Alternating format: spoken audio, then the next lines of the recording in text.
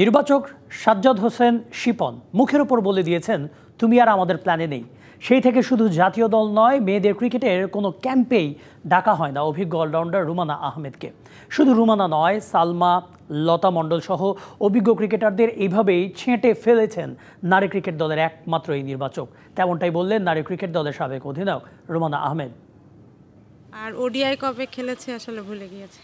শেষ কবে টি-20 খেলেছেন বলতে পারলেও শেষ ওয়ানডে কবে খেলেছেন বলতে পারলেন না একসময়ের জাতীয় দলের অধিনায়ক রুমানা আহমেদ। শেষবার এশিয়া কাপে ভালো না করার কারণে দল থেকে বাদ পড়ায় দলে ফেরার শর্ত ছিল জাতীয় দলে ভালো করার। সেই শর্ত পূরণ করলেও জাতীয় দলের ক্যাম্পে ডাকেননি নির্বাচক সাজ্জাদ হোসেন শিপন। এবারও আমি কিছু কিছু ম্যাচ দেখিয়েছি ওনাকে যে হু আই এম, বাট ওনার আসলে ওনার চয়েস হয়তো বা অন্য কোনো কিছু। উনি আমাকে এই ব্যাপারটা নিয়ে কখনোই খোলাসাভাবে কিছু বলেনি, কিন্তু ওনার কাছ থেকে আমি সবসময় আমার নেগেটিভ আলোচনায় আমার কাছে বেশি পেয়েছি। আমি ওনার একটাই বক্তব্য ছিল, আমার প্ল্যানে তুমি নাই। জাতীয় লিগে ভালো করার পরও কেন অবহেলিত রুমানা? বল হাতে লেগ স্পিন, ব্যাট হাতে মিডল অর্ডারের স্ট্রোক মেকার। অভিজ্ঞদের উপেক্ষা করে একঝাঁক তরুণ ক্রিকেটার নিয়ে বিশ্বকাপের দল ঘোষণা করেছেন নারী দলের নির্বাচক। রুমানা বললেন, একমাত্র নির্বাচক হওয়ার কারণেই একচোখা হয়ে গেছেন শিপন।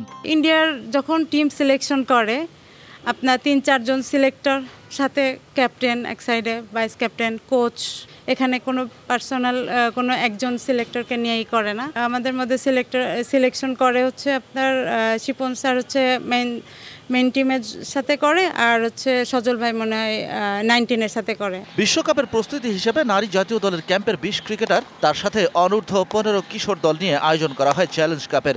সেই টুর্নামেন্টে কিশোরদের কাছে যাচ্ছে তাইভাবে হারে নিগার সুলতানা জ্যোতিরা। রুমানা বললেন, সেই প্রোগ্রামেও ডাকা হয়নি তাদের।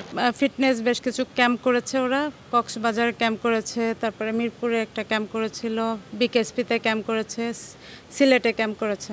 চ্যালেঞ্জ কাপ হলো, এখানে কিন্তু আমাদের কাউকে কল করেনি, কারণ জানে যে এখানে যদি আমরা পারফর্ম করতে পারি প্রশ্নবিদ্ধ হবে। এখানে আমরা যারা সিনিয়র আছে আমাদেরকে কাউকেই কিন্তু কল করেনি যে খেলানোর জন্য। নির্বাচক সাজ্জাদ হোসেন শিপন ডাকুক আর নাই ডাকুক, ক্রিকেট থেকে দূরে থাকতে চান না রুমানা। বললেন, ছেলেদের বাংলাদেশ টাইগার্স প্রোগ্রামের মতো জাতীয় দল থেকে ছিটকে যাওয়া নারী ক্রিকেটারদের পুনর্বাসন প্রোগ্রাম থাকা উচিত। সেই সুবিধাটাই চাইলেন সভাপতি আমিরুল ইসলাম বুলবুলের কাছে। সেকেন্ড উইকেট টেকার বাংলাদেশের মধ্যে, তাকে কিন্তু কল করাই হয়নি। Shahan Papon, DBC news, Dhaka.